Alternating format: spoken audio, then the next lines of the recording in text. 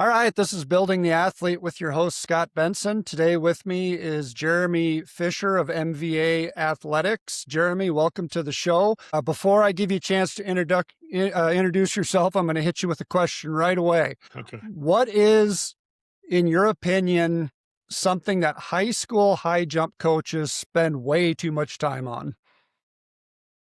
I think they spend way too much time on trying to clear the bar. Thank you. And so to expound on that a little bit, I think it kind of gets to the fact of I compare it to golf. And even at the top of a golfer, we'll say Tiger Woods, he's winning these tournaments by 18 strokes, setting records and everything. And he's always still fixing his swing. I'm like, okay, you're winning by 18 strokes, majors. Like you you won the Tiger Slam 4 in a row, all this kind of stuff. Like what, why? And it's kind of what high jump is. And I tell it to my athletes, like we're trying to perfect our high jumping. We're not trying to make the bar. And it's almost like golf. We're not trying to hit the golf ball. We're perfecting our swing and the golf ball happens to be there. And that's why, they're always those great golfers, they're always trying to fix their swing. And I tell, the high jumpers, like, we're working on our swing. We're not trying to hit the golf ball. And every time you try to clear the bar, you're working on, trying to hit the actual golf ball. And so I think we spend too much time trying to make the bar and really it's high jumping. So we got to jump. And then, a lot of the physics takes care of itself. And we'll get more into that. Yeah, absolutely. That's a great analogy. So Jeremy, walk us through high school, college, and how you got into coaching. Okay. So I was out of high school. I wanted to be the next Michael Jordan. I was in that years of I turned 50 in February actually this month. So in about 2 weeks I turned 50 and I wanted to be Michael Jordan. But problem is I was 5'8", 5'9" in high school. And so I could jump out of the gym, hit my head on the rim, but at 130 pounds and 5'8", 5'9", I wasn't going to do much on the basketball court. And so one thing I was able to do was I was able to high jump. And surprisingly for my height, at one time I was fourth all time for height overhead. So I had jumped 7'6", and I'm 5'9". So that was, pretty commendable. And I jumped 7'4" in high school. I think one of the things that was probably I like to hang my hat on. Maybe I think Scott Sellers, maybe the one athlete in high school who probably jumped over 7'2" more times in high school than anybody else. I'm not sure. Yeah, but it's probably not a record of it, but I jumped over 7'2" 8 different occasions and over 7 feet, I think 26, 27 times in high school. And, first year I got hurt as a freshman, didn't get to do track. Sophomore year, jumped 6'11" and 3/4. Was supposed to be 7 feet, but they measured it and it was 1/16 off, so they wouldn't give it to me. My sophomore year, or junior year, jumped 7'2", and then my senior year jumped 7'4". I went to college, struggled a little bit, and that's kind of, I think, what got me into coaching. I was pre-med and loved my college coach, but I felt like there was a better way to kind of do it. And as a high jumper, I was training crazy, like just crazy training, and did all the coaching education through USA Track and Field and all that, and still trained, jumped 7'6", finished second indoors in 2000 US indoors, and then finished the seventh at the trials. Was very disappointing. I mean, if I just do the same thing as I did indoors, I would have made the team. We trained in 2004 and opened up one of the highest ever. And then that week I tore my Achilles, just being stupid. I was wearing strength shoes, those old strength shoes, and bounding in it, and tore my Achilles. I hate to say I deserved it, but I did, and I knew better. But literally, it's something that I've been doing since I was like 16 years old. And at 28, like I had a sore calf, and I should have known better. At 24, I was a grad assistant at University of Wisconsin. That's where I went to college. Stayed there. Had a lot of success. Went to Cal State Northridge and started coaching, and actually had a national champion my second year there in the high jump. And then, we helped recruit and coach, two more guys who ended up going to win nationals at Cal State Northridge, which is not a big mid-major. I wouldn't even call it a mid-major school with the budget and stuff they have. And went to Oklahoma, and actually, it's funny. I wasn't given as much scholarship, and had a good high jump when I first got there, but became a long jump, triple jump kind of guy, even though high jump was my passion. Still had guys who were finishing All-American, but just didn't have that big guy who was there. Went to training center in 2010 and, was there till 22 when they decided to kind of axe the program. even though, gosh, I was fortunate to coach 19 Olympic and World Championship medalists and over 30 Paralympic medalists, and we had 27 and 16. And when I was the director of the center, we had 5 medalists.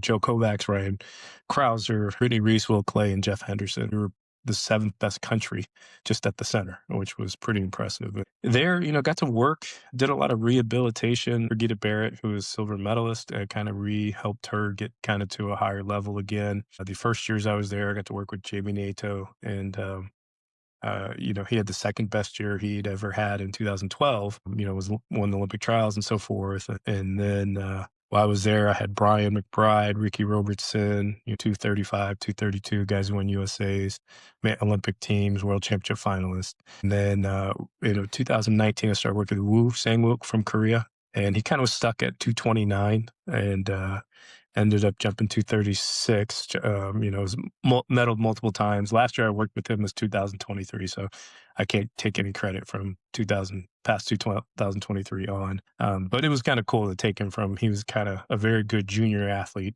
and kind of got stuck, and we got him successful at the senior level.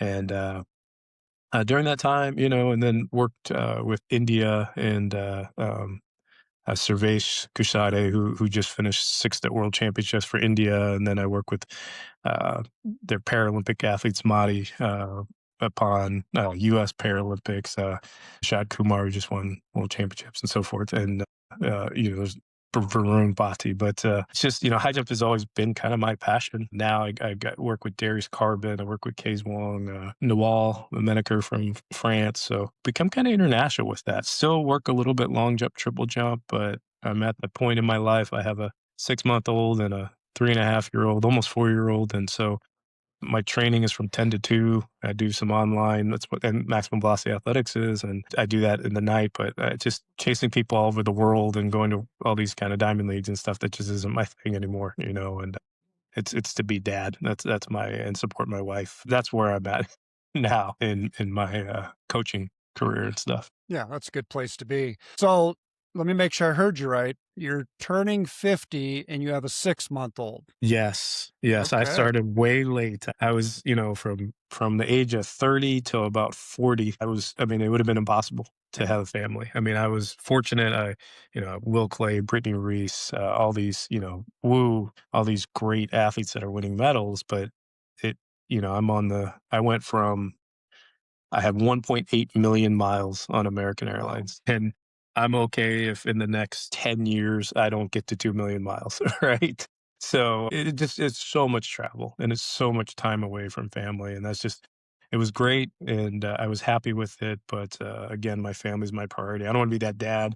I hear all these Hall of Fame speeches and they think they're wise for raising their kids. And that's not me. Like, I had kids and I want to be there as much as I can be. And, I still am doing the best job I can to coach my athletes and get them to that level. But, they're with it is part of like, hey, I'm not going to be able to go as many diamond leagues and I'm not going to be able to travel with you. We'll do a European camp. My family will be with me. We'll go to world champs. I'll go to Asian games, things like that. But my family's going to be with me. And that's, just what's more important now. Yeah. I was 44 when I had my last child, and so you understand it. I understand completely. Now, speaking of age, I'm a little bit older than you, and I want to talk about high jump in the U.S. and kind of where you feel things are at. So I turned 56 a few months ago, and congratulations. So I was kind of the Hollis Conway, Charles Austin. I jumped with those guys. Real good time in the high jump. And, I just watch it. I'm not, I train track athletes as well as all kinds of other athletes. So I keep an eye on it. But I've noticed like back in my day, I remember NCAAs. I remember opening height being, around 214, which I think is 7 feet, 7 feet, half inch. And it would for sure take 221, 222 to become an All-American. And I remember looking not that long ago, and I think 210 made first team All-American. That just, to me, and I've kind of seen that trend. I think last year at Outdoors, I want to say 222 was second place. Yeah. Have you seen a fall off in not only NCAA but just USA high jump over the last 10, 20 years? For sure. I mean, you look at it, we kind of got spoiled for a little bit. Even just globally, we got kind of spoiled. I mean, I coached Wu and he jumped 235 and he got fourth place, and outside of, I think, you'd have to go back into the 80s for 35 not to medal, so it was, gosh, you look at it, 20 something or almost 40 years since 35 hadn't medaled. I think it was like 36. I think I was looking way back in like 84 or 88 or something like that. So we kind of got spoiled because we had the Mutaz, and we had the Bondarenko, and Eric Kennard and Jesse Williams. We just had this really good level of 36, 37 high jumpers, world championships from the US. And we kind of got into a little bit of a lull, not from the quality. I mean, Eric was at a high level. I mean, Brian and Ricky both were jumping between 35 and 31. But I can tell you this, just for the US standpoint, development has completely fallen off. We can look at it, and I'm fortunate to run in the high jump circles. We do a clinic out here on the West Coast and down in Southern California. We've got great old great high jumpers, who pop in, and Doug Nordquist or someone like that will come in, and my thing is that if you looked and we did the analysis, the medalists happen about 26.2 for the men, and they're about 26.8 or 9 for the women. So basically almost 26, 27 years old. Most kids graduate when they're 22, 23 years old from college. And because I don't know if it's USA Track and Field's job, I don't know what it is, just erosion of multiple things. Getting a contract back in the day. I mean, come on, I was a runner-up at NCs. It jumped, 229, and even I had an incentive contract, right? You can't get an incentive contract unless you're a world championship finalist in the field events these days, right? And so a kid graduating from college, they have a tough time going, okay, where am I going to bridge this gap from 22 to 23 till 26 is what the age I'd be at to be at it. And great high jumpers, I mean, you look across the board, most great performances happen between 28 and 31 years old. So these kids have no support. They're, worried about Maslow's hierarchy of just, I got to worry about my rent, and I got to worry about, just putting food on the table, let alone traveling to try to compete, right? And I think it's a three-pronged thing. We've killed development in the U.S. from we looked at the long jump because that was one of the things where we've had a long history, and why are we down? And we have great jumpers. I mean, we have kids who jump 10, if that's the barrier. We've had 8 or 9 kids jump 8, 10 minimum in college that are American born, and none of them go on to, really medal in the last like 15 years. So, and that's a plethora of things. It's not just USA Track and Field's fault. It's not USOP's, well, USOPC, they don't really do much from that standpoint. But the shoot contracts, like they're not getting Nike, they're not getting Adidas, they're not getting those kind of contracts to help them bridge that gap, right?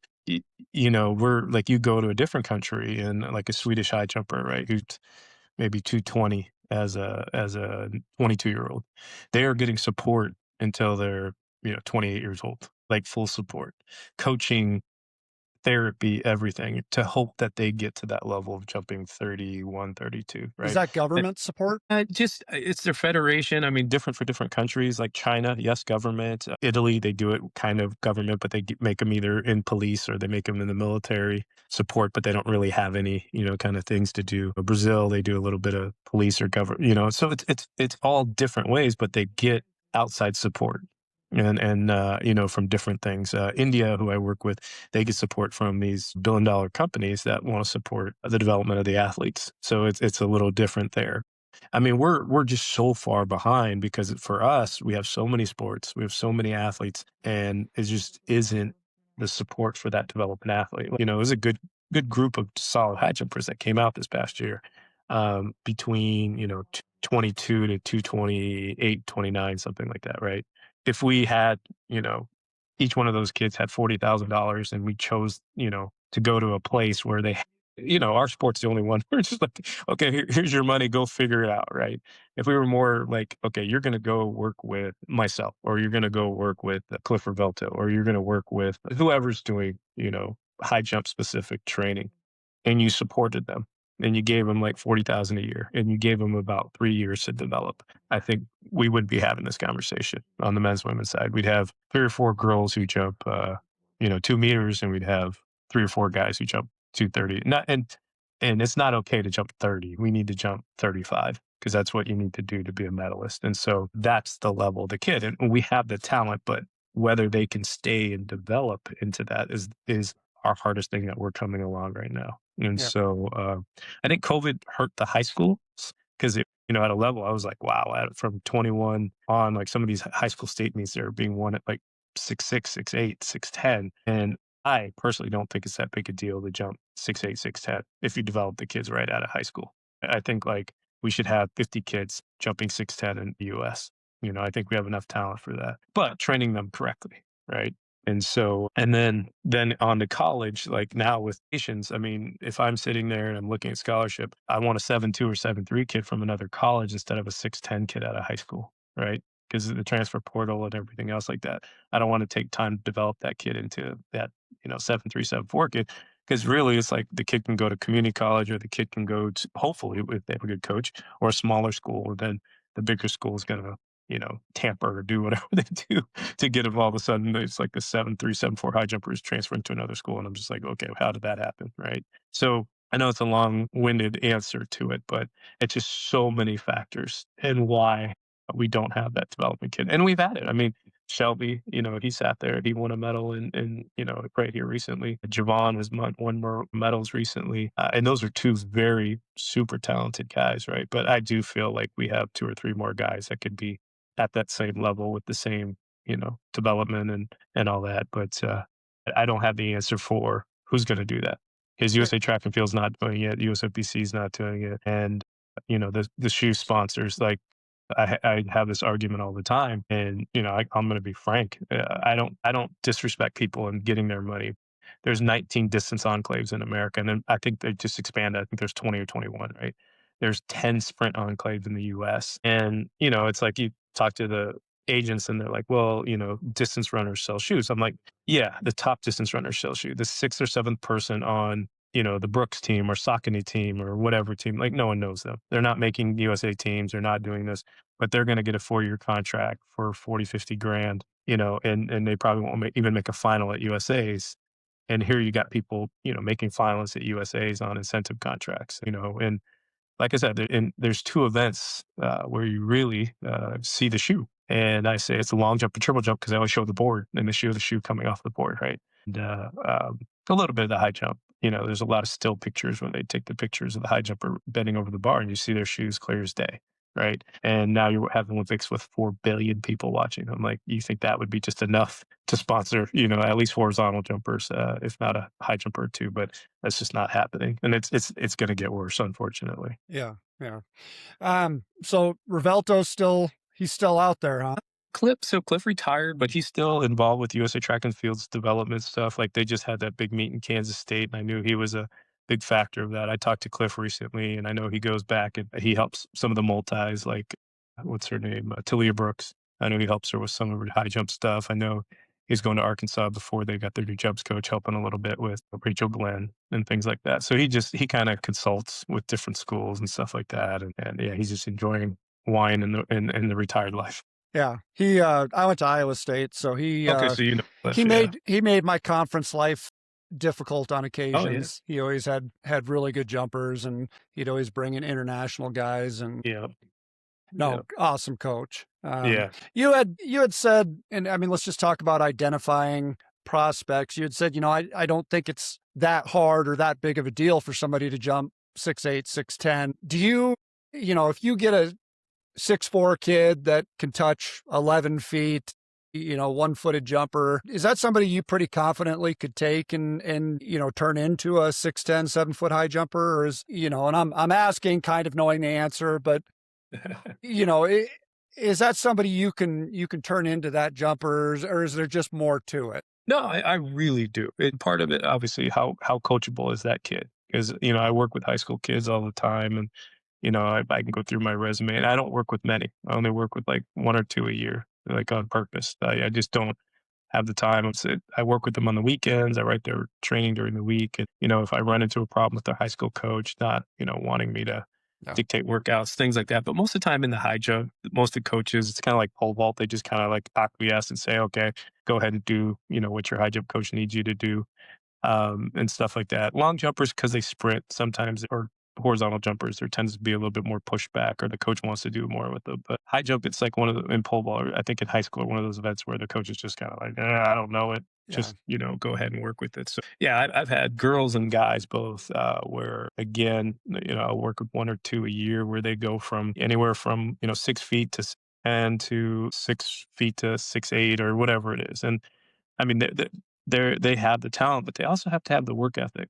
If I'm writing the workouts and they have to be doing them, I don't push them hard. Like, yes, I probably could train them harder and get them to jump higher, but I really use kind of like a called velvet hammer, where I hit them, but not too hard. Like, I'm definitely below the red line. I'm not going over that red line with them. And so if they could, when we're with me, they have to do all their auxiliary work when they're not with me. I give them as much as they can do by themselves, but when we're together, it's a very heavy, heavy, heavy technical session. And I say, when you're with me, I want you to be mindful. I want you to be thoughtful, and it's going to be high quality. When you're, not with me, just do the work. All right, do the drills. I'll tell you the things to be mindful of, and it's worked pretty well. And had a lot of success both horizontal and the verticals. And so, yeah, I mean, I think that if the kids are still athletes, but I think they tend to just keep too much, train them too hard. I mean, I joke, I look at my high school days and I didn't really lift the weight. Practice on Tuesday was jump over 7 feet, in practice. And then, the rest of the week I did approaches, maybe one or two other days, did a little bit of long jump work and, ran some help, do a couple sprints and things like that. And, I had a great coach who managed me very, very well, and it was the big competitions where even at the league meet, it would be like, oh, we're gonna take one jump to score points. And, you're gonna take a couple long jumps to score points. You're gonna take a couple triple jumps to score points, and that was a run a relay once in a while. And that was it, because we want to win the conference, but I don't want to kill what you need to do. And then at the invitational, it was like, okay, now you can high jump high and you can do those kind of things. So I think it's kind of the management of the athlete too, because high school kids are, they're amoebas. They can probably jump 20 times in a track season and be fine and stay relatively healthy. And so my thing is like keeping it simple for them, but teaching them the major concepts. And like you see, there's some bad information out there.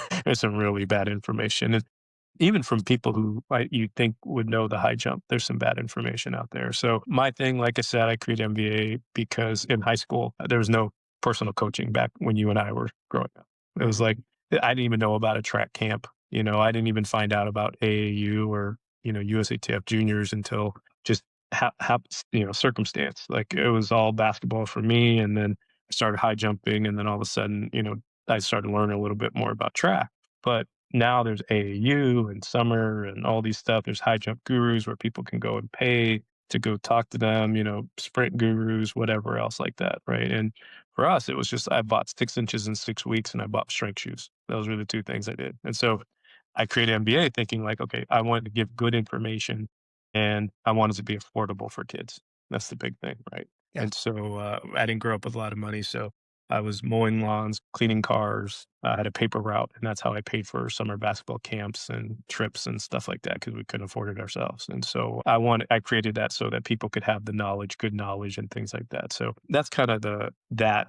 And to answer your question, yes, I mean, of course, I can train the kids, but I'm not. I'm trying to keep them molded and relatively like I'm not training them like Olympic athlete. I'm training them like, high school athlete that's learning the event. And so when they get to college, they can really, really expand. So I'm not, overcoaching a kid to 7 feet and he's going to college and he's being coached so much better that he goes backwards. No, I'm trying to keep it as simple as possible. They get to college, get stronger faster, and they jump even higher. Yeah.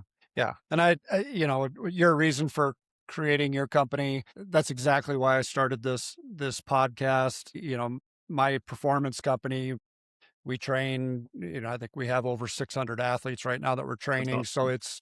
it's crazy busy, but I felt the need to do something to try to get good information out there. And, I take my time, I research, I try to find people that I didn't just come across them. I've been following, or I know somebody that knows them, or, have heard good things time and time again, because there is so much misinformation out there in every sport, every training, everything. There's Yeah. social media has that huge impact on young kids. And so, yeah, I want to get good info out there. So tell me, do you think, you had told that it's kind of a multifaceted issue with why there's been a decline in high jumpers. How do you think club volleyball and AAU basketball have played into that? But that's been I feel like that's been a factor for a long time. I mean, we've lost great athletes. You go back to the, days we kind of would get a little bit lucky. It was like, I know, what was her name? Oh gosh, she was such a good high jumper. She played at Texas and was, like jumped 2 meters and was like super good. I forget her name now. Was But it she had, the Olympian that played volleyball as well? yeah, well, we've had a couple of them actually. We had two of them. So we Was it had Aaron Des? Destiny Hooker and we had Aaron Aldrich. So there was two that were great volleyball players and, great high jumpers. And, you see that a lot less, which tells me that club volleyball is making them very specific athletes, right? So Yeah. like, back in the day, I remember because Misty May, and she's unbelievable, one of the greatest beach volleyball players. But I remember Misty May as a high jumper jumping like 5'10" out of high school, right? Oh, And so, but I don't think those kids, those girls, more particularly, are gonna do track also, right? Like they're not gonna do track.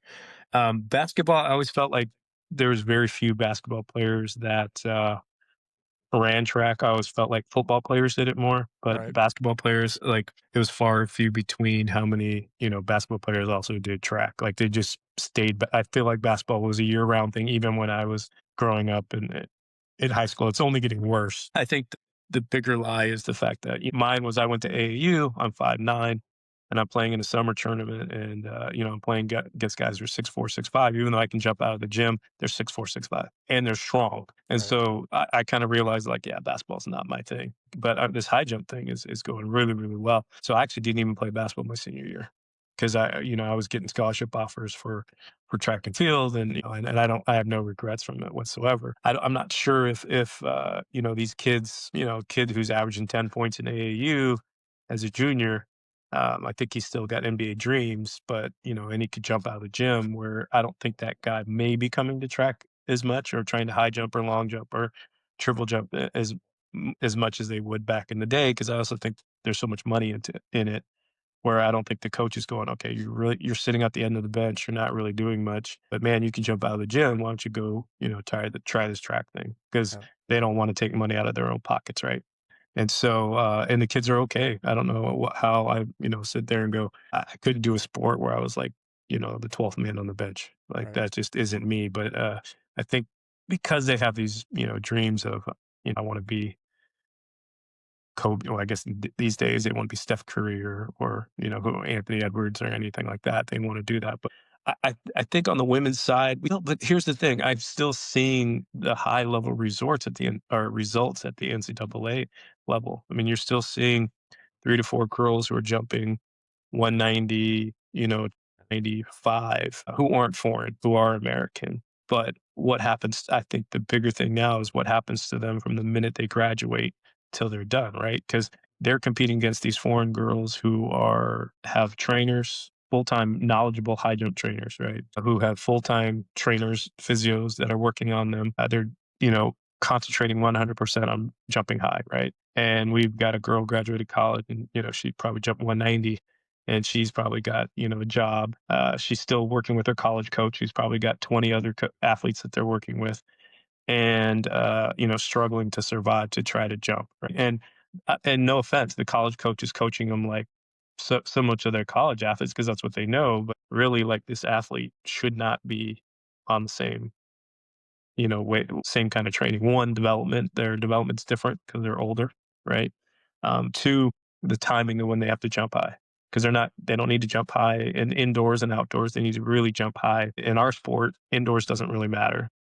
Like support and sponsorship and everything talks about global medals outdoors, world championship outdoors, Olympic games outdoors. And so the coaches aren't shifting their training either for the athlete to get ready in July and August and September when they need to get them ready. And I mean, that's hard. You ask a college coach to also coach these post collegiate, you're just asking them a lot. I love I love all of these college coaches. They did my coaching education through USATF and stuff, and I mentor a lot of them and talk to a lot of them. But I mean, and they're burned out. They're burned out, and then you're asking them to coach college kids or post collegiate kids who probably need more attention. More specificity of training and things like that, and that's a lot to ask anybody. Yeah, and it's just not available in the jump world, like you mentioned earlier. And I look at my youngest daughter. She's 6 feet tall. She can touch just under 10 feet off of 1 foot. She loves volleyball. She plays volleyball year round. She makes an appearance during track season. She'll jump in a few meets and go to the state track meet, Mhm. you know, and dad's not going to tell her, but if she wants to be a high level athlete, there's a much better opportunity in high jump than there is in volleyball. But they get into that club world and they just, it's fun. They get to travel, you get to be with their friends. Yeah, And it's that, in the United States right now, we have this play, play, play mentality. And there's not as much development going on in I would say in most sports. So it's a tough system. It's always been a tough system in the United States with track. I'm not sure that you and I can solve that issue on this interview.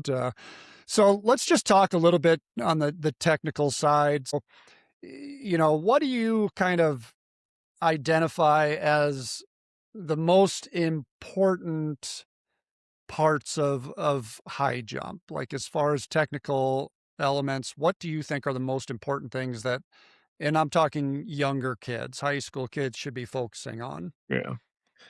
Great question. And it's funny, we've had this conversation many times. And I mean, high jump is simple, but we make it technically harder than we need it to.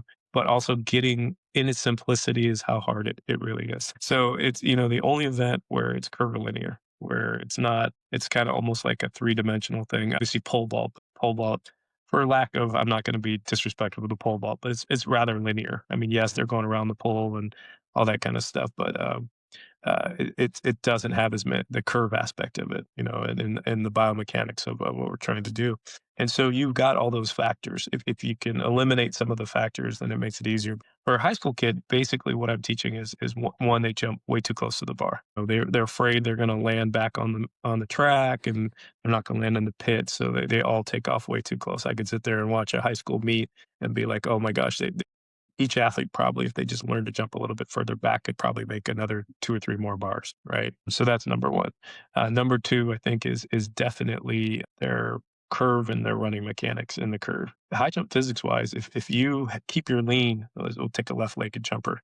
If you keep your lean in the curve, once you get to plant your foot, the only place you can go is vertical. If you truly ran the positions you're supposed to and didn't turn your shoulder, because just physics tells you, like, once everybody's seen the biomechanics of Stefan Holm, and the Japanese professor throws the Yeah. stick in the ground, it rotates with him.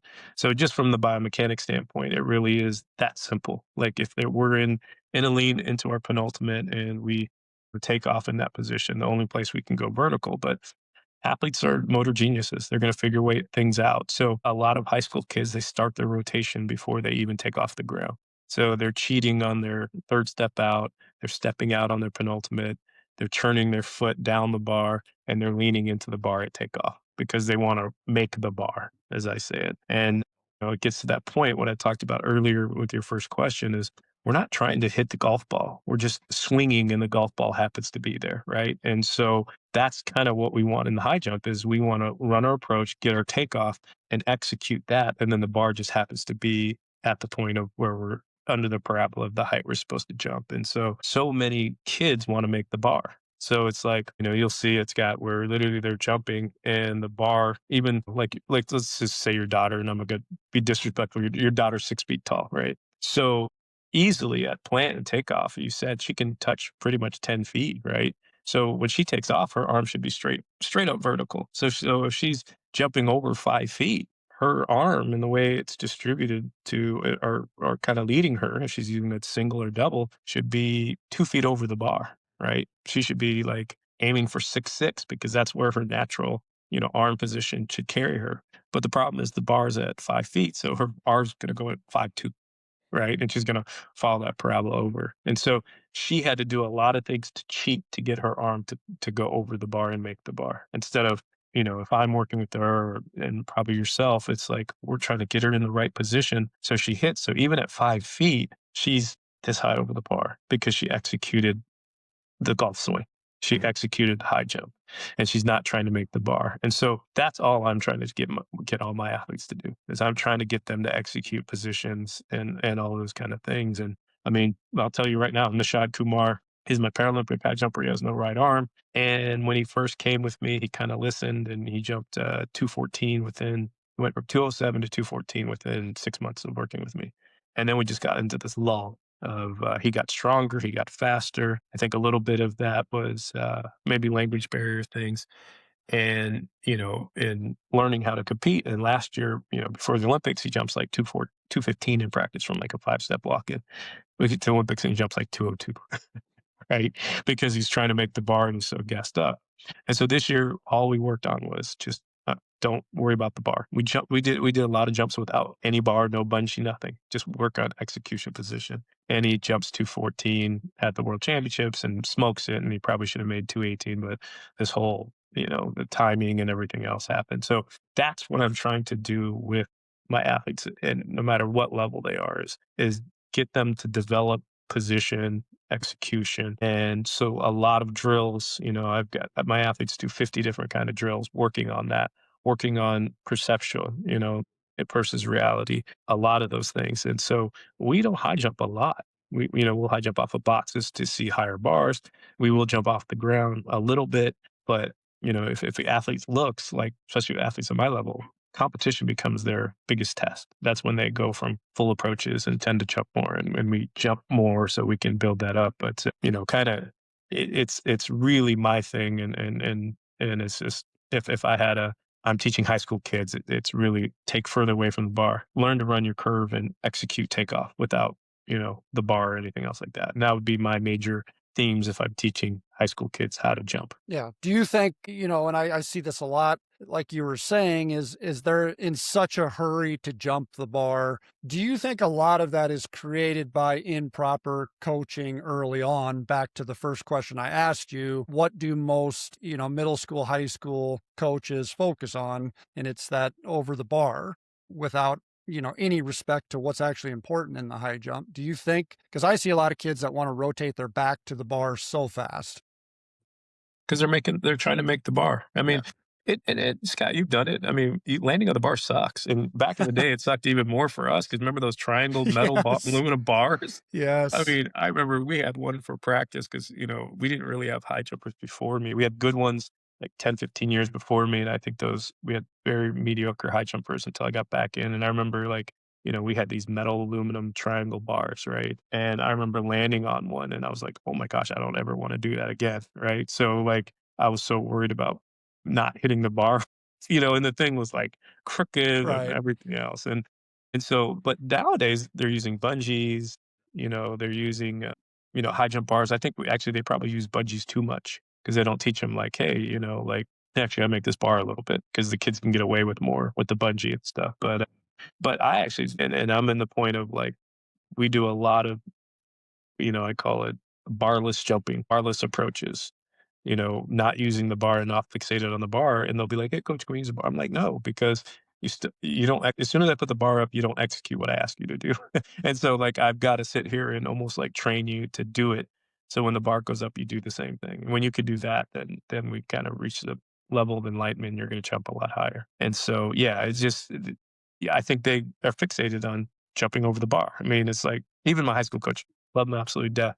One unbelievable high school coach, Dennis Reed Miller. Like, I mean, we've had, besides me jumping 7'4", I think he's had a couple other 7-foot high jumpers and those 6'8", 6'10" guys.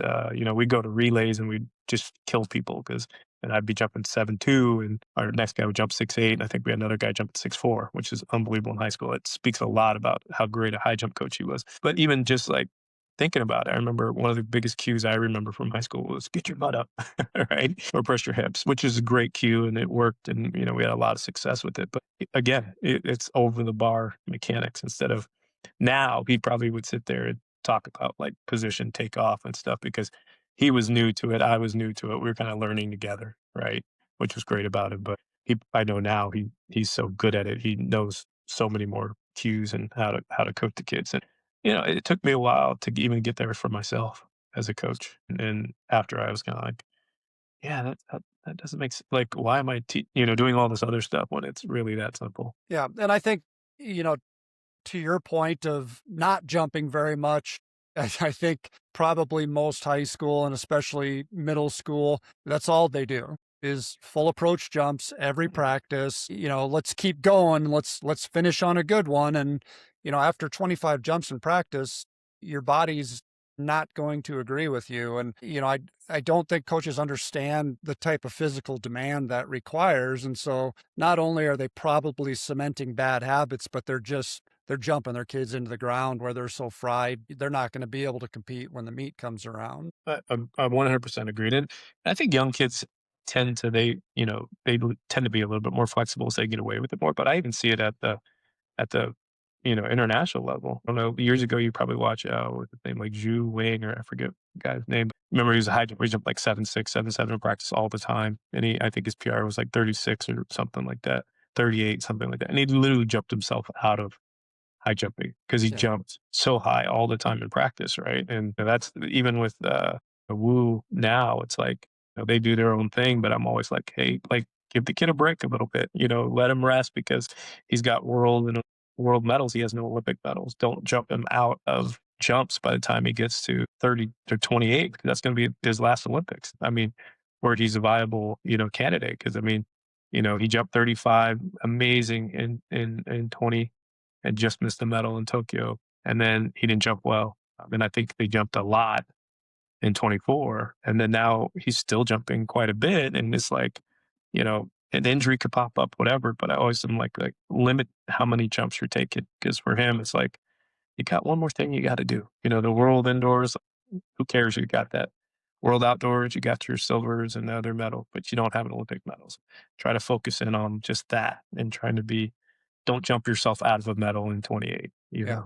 I had Tony Holler on a month or two ago. I don't know if you follow him at all, but A little bit, because people kept talking about him and talking about him, and I don't talk about people I don't know, and yeah. I don't follow their stuff, and so people kept asking me, and I'm just like, and that you hear things, "Oh, it's great," or, "Oh, it's a system." I'm like, "Well, it's a system that's had a lot of success," and so I started kinda looking at it, I'm like, and, it's awesome. I mean, he's created a system for himself and, to improve a lot of athletes, and, he I've never heard him talk. I've kinda heard secondary kind of things when he's recorded and stuff like that. But, high school development's still development and it's a system and he's got a system that works. So Yeah. I always sit And there when someone tells me, I'm like, I don't know enough about it, but if it's working, then keep using it. Right.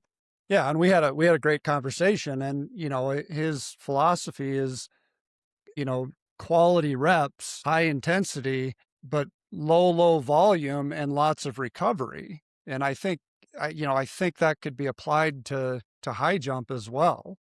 Everything, Yeah, everything. I everything. mean, And Scott, you like it, even at the to get when I get collegiate kids that come to the international level, right? And at the international level, it's about quality.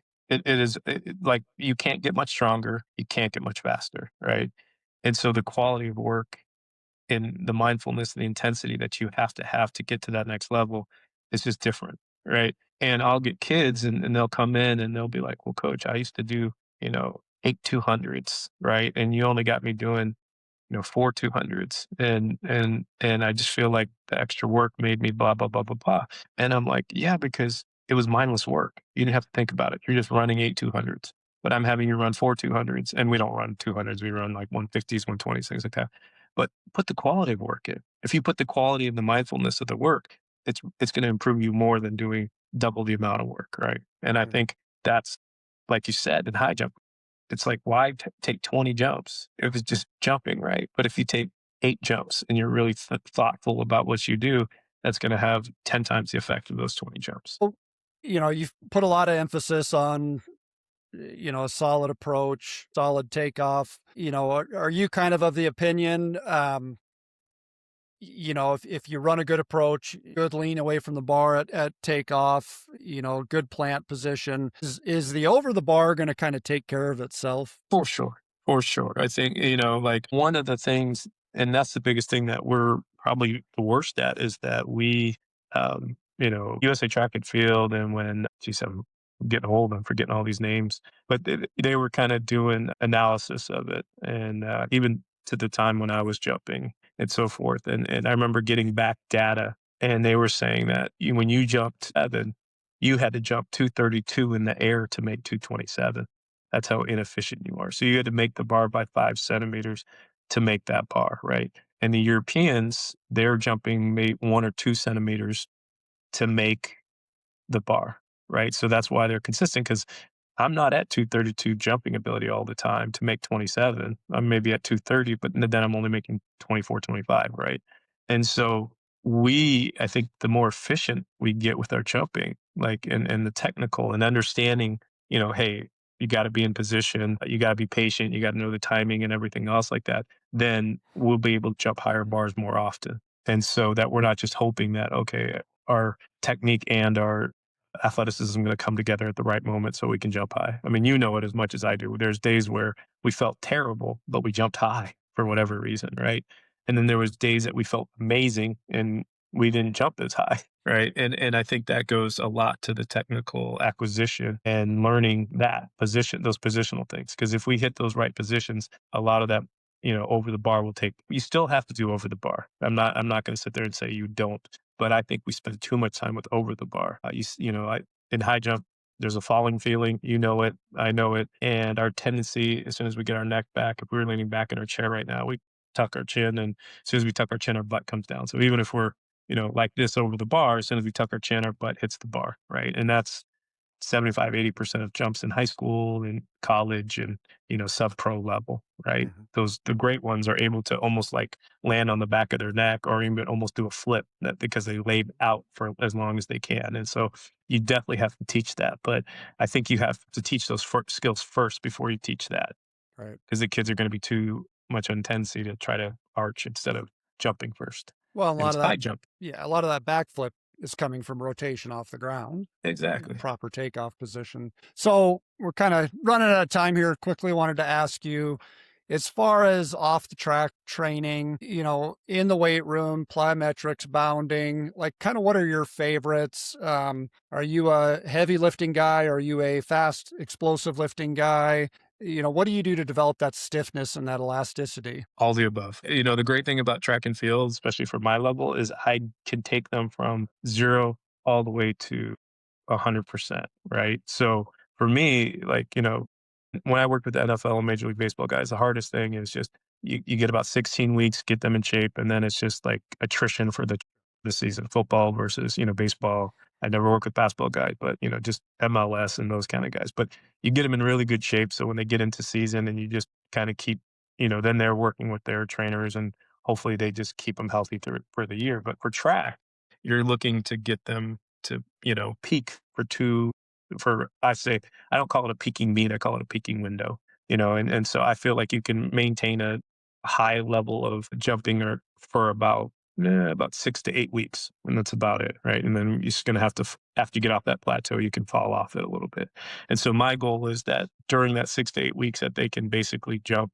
We'll just take a girl, she PRs 2 meters. I want her to be able to jump right around 2 meters for about 6 to 8 weeks in all the competitions that she competes in. And hopefully we can try things to keep her at a high level and she kind of gets into it and things like that. But we're training for that specific Olympic trials. I always say 2 weeks out from Olympic trials, and then the Olympic Games. And so, so from a strength standpoint, I'm starting off, yes, we're doing butt to the ground, all that kind of stuff, lighter weight, lighter percentages.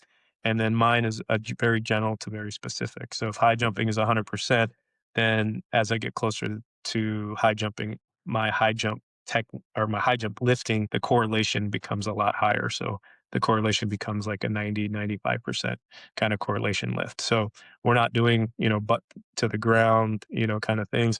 We know that we need 2.5 times our body weight at 165, 155, 165 flexion degree angle. So we're doing box steps where we see that with, 2.5 times body weight, which is very, but we're moving it as fast as we can. And, we're letting it hit the safety rack and we're just pushing it up into that.